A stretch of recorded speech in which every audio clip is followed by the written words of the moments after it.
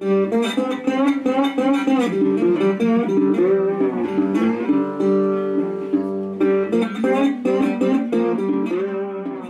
we've got our friend and blues legend, Maclean, right here at the Watkykjy headquarters. Doc's busy with his Crossbones tour.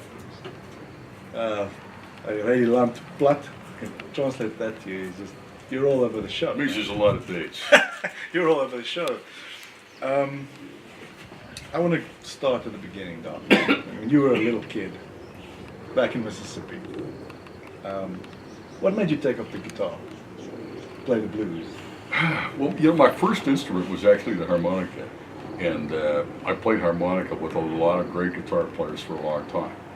And being left-handed, when I picked up guitars, when they were strung, you know, improperly for me, I couldn't play them very well. It wasn't until I finally got a guitar and took the strings off it and put them on backwards, upside, so they're the proper way around, that I could kind of get a grip on the thing. And you know, my first bunch of years, I played up into my teens. I played with some really great guitar players. And there's no way I would have taken my guitar out of the case with these guys around. So it was really when I started to become a solo act, I played a lot more guitar because I could play chords on it and teach the tunes to a band more easily than on the harmonica playing, you know, single notes and things like that. Yeah. I was actually, I think I was playing with the Carter family at the time when I did my first guitar thing. I think Joe Carter was gave me a lot of guitar lessons, and I wish I could say that I'd learned everything he taught me, but you know, I didn't learn everything he taught me, but I tried. Anyway, Joe Carter was trying to teach me how to play the guitar properly, and we played at the Carter family homestead band, which we did a little show. I think it was Saturday nights. The tourists had come in, and a couple of buses had come in, and the Carter family band would play these shows. And Joe Carter convinced me, or instructed me one night, that I should play a song on my guitar, and I did, a gospel song. So that was probably my first real public appearance on the guitar, was playing a gospel song in the Carter family band. And your father was a civil rights lawyer, so you grew up in that environment. I did. I'm sure you were involved, you know, in some way. What was there an expectation for you to follow in his footsteps, and why have you taken a different path? You took the musical path. Well, why have you taken a different path? I was sort of groomed for politics, and in a sense, I was groomed for revolution. You know, we had a very politically charged family, and not just the family, but the comings and goings. The phone was always ringing at the house. There were always people coming to the door. The dinner time at the table was always politics. You know, as a student, I published underground newspapers and organized demonstrations, and you know, I was pretty good at all that stuff. And it was kind of expected that I'd follow after my father and be a political figure. And I guess at some point I realized that selfishly that I didn't like to fight with people all the time. You know, I really didn't. I didn't like the feeling. I didn't like my heart beating in my chest and the agitation and the upset. Mind you, I still experience that from time to time, but yeah, I against my family's wishes, in a sense, took up music and did that instead. I was telling a young couple the other night that I'd been awarded a rather prestigious scholarship, and but the same weekend that came in, I was also offered a gig at a major festival. What you gonna do? So I went to the major gig, and that convinced me that I wasn't gonna arrive and take my scholarship and do that path. I'd already been playing music for many years, and with my mother's blessing. My mother was a fiddle player, and you know, she still is a fiddle player at 89. But looking back, she let me do what I did without getting in the way I took off. I toured with traveling shows. She at that time was sort of a classic 50s housewife, and vicariously I think I had her career that she might have loved to have had herself. And she let me go to these places, and I'd come back to visit and I'd be hungry and she'd slip me a few bucks. You know, she very much supported my career choice, Yeah. and I appreciate that. And then you, if I understand it correctly, or the lore is true, you sold a guitar. Yeah, I For a Dodge? traded an old Martin 0018 60s Martin for a 1948 Dodge, and then you're on your way to and Colin Linden and I took off Yeah. together in the car. Yeah. and played all the major blues festivals in the States. We were like idiot savant kids, you know. We practiced a lot, Yeah. and we were really good, and partially because we practiced a lot, Yeah. and also because Colin was a genius and still is. And we met everybody that was still alive. Yeah, like I mean, Sunhouse. we looked up people in the phone book. We drove to cities. We'd meet somebody at a festival, and they'd say, "Well, if you're ever in Rosedale, Louisiana, come on by the house." And of course, we would actually drive to Rosedale, Louisiana, In and Lincoln, and show up in the at the house. Dodge. In the Dodge, Yeah. and we'd show up at the house, and we were good, so we'd get gigs backing these guys up. We never got in their way. We were always pretty conservative when we backed up the players we did. Yeah. So we had a nice reputation for ourselves in the early years. That's You amazing. know, Colin, of course, my partner from those days, is now a well-known Nashville producer. Yeah, Colin Linden. Colin Linden, Yeah. and he's done probably 500 albums with some pretty serious players in Nashville, and he's Bob Dylan's guitarist from time to time. You know, he's Emmylou Harris, and you go on and on. The Who's Who. Colin's been their guitar player now, and he was once my guitar player. But now we're still friends. That was where it all started. Us as a duo, traveling around, backing people up. The Flying Fish Records days, I just want to stop a little bit there. I guess you could call it the Chicago days.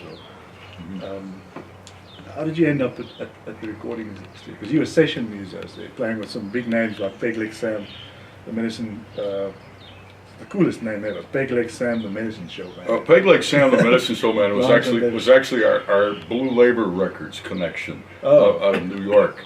A guy named Nick Pearls ran that label, Okay.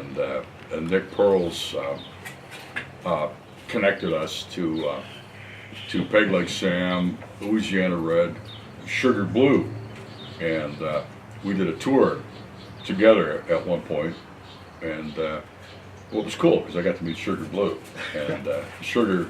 I'd actually met Sugar before when he played on the street with Larry Johnson in New York City, but meeting him, he was such a nice guy and so supportive. But yeah, we got to play with all sorts of people. Did you meet any of the guys from the Chase Records?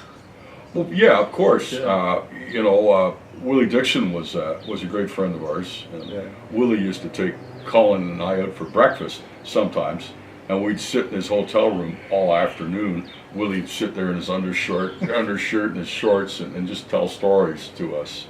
And we'd ask him stupid questions. He'd just kind of moon face up at him and ask him questions. Kind of like what I'm doing now. No. But we asked him. I don't know, just all kinds of crazy questions that came into our minds, and he was just so generous. You know, he was such a nice man. He was like a grandfather to us. Yeah. One of the many guys of that age group that kind of took us under his wing and nurtured us a little bit, gave us a little encouragement. I mean, maybe told us we were better than we were. I don't know, but you know, kept us in it. Yeah. And made us feel like we were doing something worthwhile. Yeah. And yeah. You never chased the recording contract, you know, working for a record company. You never chased that, you know, recording an album and going that traditional route. Well, I Back did. in the day. I did, but not until years later. I mean, at the time, Colin and I were really hustling, doing our accompaniment thing and doing our duo thing. You know, you could go to a club and Howlin' Wolf would be playing for 6 nights, or Sonny Terry and Brownie McGee or Muddy Waters, and you know, we'd go and hear these guys, and sometimes we'd go and get to open for these guys. And our thought was, well, why would we want to make a record? Yeah. I mean, what reason would we have to make a record when those guys are already telling their stories and Yeah. in their own voices and things? The thought of making a record was pretty extreme in those days. I mean, you had to be really good and really seasoned, and we didn't view ourselves that way, like, oh, we should make a record. That was much later in my life that I thought, well, it'd be nice to make a record and get a chance to have a manager and a record deal and distribution and the kind of support system that would yield. Yeah. So much later, I wanted to make records. Yeah. But in the early years, we never would have dreamed of making a record. No. Playing on somebody's record, yeah. Yeah. But making our own, no, never. Was there a time you took a break from the blues, or did you keep on touring? I've toured pretty much my whole life. I've played in some different flies. I've played in some different ensembles over the years. I worked myself into a pretty big band at one point. I had a 10-piece band which toured. We're highly electric at that point, but basically doing the same thing I do now, Yeah. only with bass and drums and 5 horns and a keyboard, another guitar player, sometimes singers, but it was. I've had big bands as well, but I think doing the same thing. I'm a storyteller. Yeah. I sing stories and tell songs, or tell songs and sing stories, but. That's what I've always done. That's what I love to do with my big band. So I've been through a lot of different configurations. I had a big band, as I say. I carried that band for a lot of years. And at one point I developed an illness, and I had to take about a year off and lie in bed. And I lost my band. Basically during that point I wasn't booking shows anymore. So doing my rehab, I started going around. I was living in Atlanta, Georgia. And I started going out to little barbecue joints in my neighborhood where people said, oh, you should go and hustle them for a gig. And I'd go in there and I'd get a gig there, and I'd play the barbecue joint. And I found I really liked being solo again and just being out where I'd started from, a whole circle back playing country blues, one guy with a guitar telling the whole story, doing the whole thing. I enjoyed that. So I've kept on basically doing that route most of my time now. Yeah. And the move to Canada, what brought that on? That was fairly recent. Yeah, I've been in Canada permanently now for 17 years. 17 years, yeah. Well, I had a little boy in Canada, and Okay. I wanted to be there with him, and the move was good. It's been very kind to me being there. All right. The Narrowness album, I want to talk about that. It's got a certain sound. It's got that kind of dark Delta blues, with a strong, as you said, a strong storytelling element. And you worked with Colin Lennon again. You produced it, and Larry Taylor from the Tom Waits band, and then Stephen Hodges from the Mavis Staples band. That's right. Yeah. How did you get to that sound? Is it you were saying that you had that sound before? Is it a sound that was already there?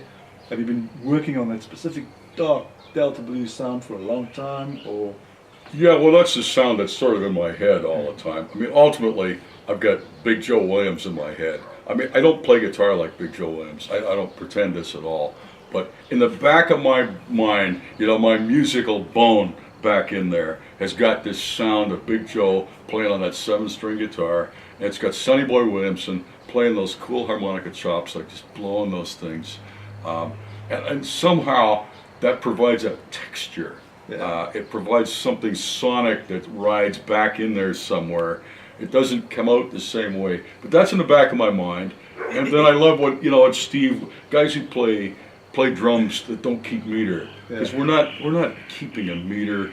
We're not playing music that has a straight form about it. It's got X number of bars. I play and I tell the story, and it moves along in a direction, and my band moves there with me. It's not about when we're going to go to the 4 or if we're actually going to go to the 5, and I hope we don't go to the 5 because I hardly ever do that. But where do you go? Where do you go? Where do you go to when you're in that space? And I've been there. I've seen it. Where you zone in and you zone out, and you take us with you. Well, where do you talked about Big Joe Williams. Is that something you? Well, it's sonically, but I'm more or less. Blues is a journey. I'm more than anything else. It's a life journey, and it's a spiritual place for me. It has, over time, it has less and less to do with the actual means of delivery, whether it's a guitar, a piano, whether it's got so many bars in a structure, what the melody is. Blues is a spiritual place. It's a journey that we go to, and as an artist, you want to go to this place and take other people with you. A healing music, a universal that touches people. So the sound that I have, the place that I want to go, is more attuned to Son House. Son was like an African shaman in a way.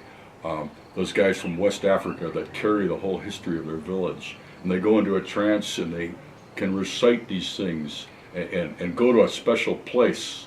It's an out-of-body experience. It's otherworldly in a sense, but it is worldly. It's spiritual. Yeah. It's the human spirit. It's a place that the spirit can go, and I can't claim to go there all the time, but somehow that's where I'd like to be, and that mission, in a sense, the willingness to go there. Son took me there when I was young, and sometimes I get to go there by myself, sometimes I get to take an audience with me, but that's where I want to go. And you're always looking for that realness. When you listen to music, in your own music, do you think it's something that's subjective? For you, as you say, it's spiritual, but you don't see that in the modern blues music these days. It gets caught up in a lot of technical stuff these days and genre mixing. So what for you? I know it's a very difficult question. How do you know when something's real? I know it's an abstract question. Is it something that you just, I'll know it when I see it, kind of thing? Well, I think that's probably true for all of us, that when you know what it is when you hear it, in a sense. I mean, it touches you, and that's real for you. My experience and your experience may not be the same, but there's different ingredients that take us maybe to the same place. Yeah. And when you are struck by those ingredients, then it's the beautiful moment, and we have that same appreciation for wanting to have that moment. That's one of the things I like about South Africa, is that the artists here have got a high degree of truth and reality, and their hearts are on their sleeves. Music and arts of all sorts are incredibly honest, and they're stories, they're storytellers, they're about real things that real people have experienced. First world music being poured over the rest of the world is increasingly difficult for me to accept. The gloss of first world blues in America, a bunch of dentists singing about having their mojo working, which, not to judge what they play. There's some great musicians, and they play great music which is now a genre. Yeah. And the genre is pleasurable, and people go and dance and have a wonderful time, and that's good. I don't have a problem with that. But personally, my own mission, what I require in an artist to give me that little buzz, is not that gloss experience. It's something much closer to the bone. It's something about life and death. Maybe it's that I'm older and I'm closer to death now, perhaps, than I was when I started this mission. But I want something close to flesh and blood, something close to the heart, something that knows about loss and something that knows about love. And you've got to have gone through these things. If you haven't had love, you haven't lost love, you can't really sing about it. You can have empathy for it, but it's different. And all life is like, blues is like that. do the stories find you, or do you have to go and look for them? Is it a little bit of both? I never look for the stories. I mean, I'm a traveler, so Yeah. in a sense, I'm always looking for stories. But the stories come to me constantly. I have these great, intense relationships with people I meet along the way. I'm a traveler, and I come through, and people tell me the darkest stories of their lives sometimes that they would never tell their husbands or their wives or their friends. They can confide in me for some reason. So I do get a lot of stories, and you know, it's not just that I get the story. I appreciate the confidence that and I appreciate the intensity of a relationship where somebody will reveal things and tell you things. Because you take the adventurous route. You stay at roots, and ground level, and live with the people. And maybe I just want to ask you a little bit more. What have you learned? We've talked about it a little bit, but what have you learned about South Africans in South Africa that really stands out? Well, the standout thing is really the experience of first and third world living so close together. It's to have in one hand and to have not in the other hand, and they're very, very close. And that's the stress of being in South Africa, is always the have and the have not. And everyone, as I say, everyone has a story here. Yeah. And that to me is very enlightening in a sense. It's liberating. There's a freedom in having those stories. So I love South Africa. It's alive. The building of bridges, Doc, that's something that's important to you in coming here, and the building between Canada and I'm guessing with the States as well. What's on the cards in that sense? What kind of ideas do you have in that, on that front? Well, I'm doing a manual for South African artists, a little manual as to how to get your visas to come to North America and play, specifically to come to Canada. America's being very difficult to go and work in now, so Canada's an attractive target, I think, for South African artists. They can make some money and bring it home with the rand being as low as it is. South African artists have been really good to me in these 2 years of playing here. They've helped me get gigs. They've come and played at my shows. They've given me a lot of love, and that means a lot. And if I can give something back to those artists, I intend to do so. All that aside, North American artists are really going to dig these South African acts, because they're so good. Yeah. And they have a different take on roots music, a different take on blues and jazz and folk, and they write stuff that's really vital, right down the path of flesh, blood, and bone, and real stories. I think they're going to do really well in North America, and it's going to be good. So I want to make that happen. Yeah. So those are one kind of bridge. Then there's the other bridges, which are cultural bridges that we want to make connections from. I want to keep working towards the Rainbow Nation, which is very important to me. I don't feature any politics really in my shows. It's not for me to do that. But as a private human being moving through the world, these bridges are very important to me. It's important to have the reach. It's important to be part of a multiracial society. So I'm looking to build these bridges here too, and that's doing shows in the townships, doing guitar workshops there, leaving my money in the townships. I'm not taking a penny out of the township. I know where they came from. And also you'll be doing some touring next year in Canada with one of our blues. Yeah, Albert Frost is going to come with me on our Can Africa blues tour, and we're going to do between 60 and 100 shows across Canada, and a few shows in the States as well. That's going to be a major tour. People are going to really dig what Albert does, and as a duo, As a duo, we're pretty cool, you know. Modesty. Yeah, well, you know, I get a buzz every once in a while from something, and I've got a real buzz from this coupling.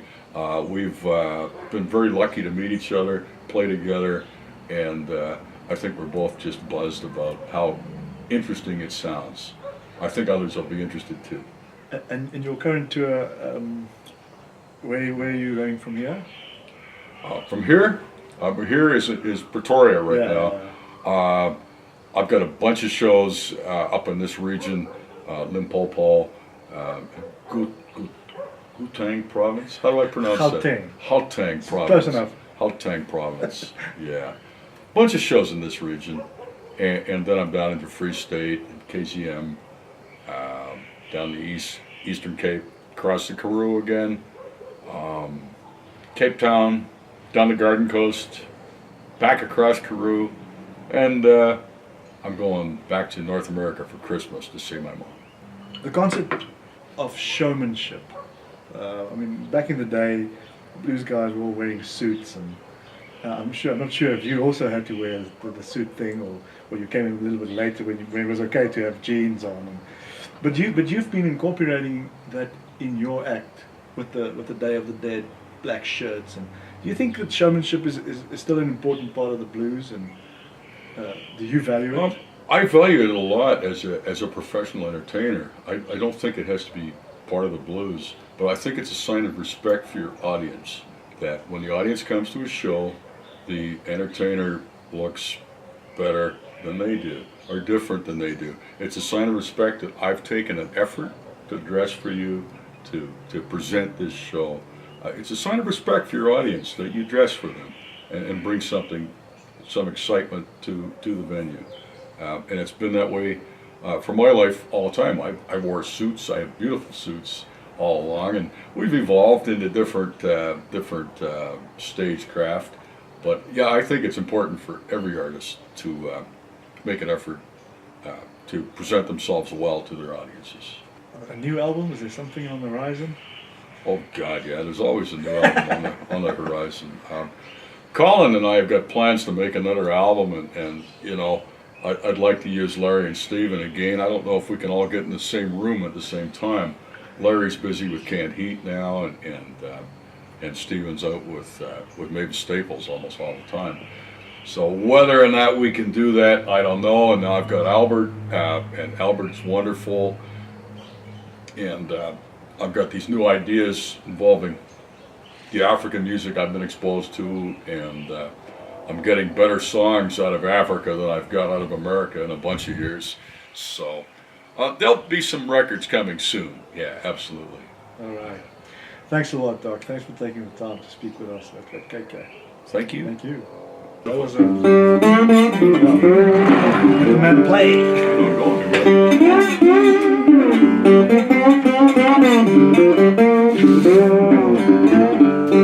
Oh yeah, baby.